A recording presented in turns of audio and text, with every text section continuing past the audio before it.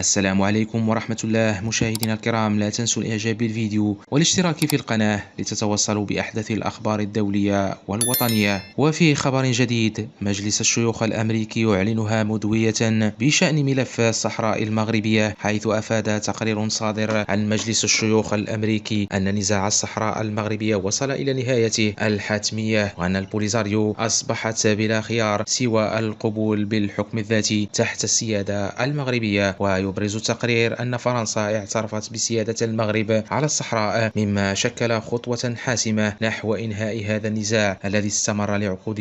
ويعتبر التقرير أن هذا التحول الكبير في الموقف الفرنسي إلى جانب الاعتراف الأمريكي بسيادة المغرب خلال فترة رئاسة دونالد ترامب يساهمان في تعزيز موقف المملكة المغربية. وكما أشار التقرير إلى أن هذا الواقع قد لا يروق لحوالي 173 ألف صحراوي يعيشون في مخيمات اللاجئين، ولكنه يشدد على ضرورة استغلال هذه الفرصة للتفاوض على أفضل شروط السلام الممكنة مع المغرب. ومن جهة أخرى، أكد التقرير أن الحل العسكري لم يكن مثمرا ويظل التفوق العسكري المغربي، وقد أضاف أن استمرار الوضع الحالي سيزيد من معاناة سكان مخيمات تندوف ويهدد الاستقرار الإقليمي في المنطقة، خاصة في ظل تمسك الجزائر بمواقفها.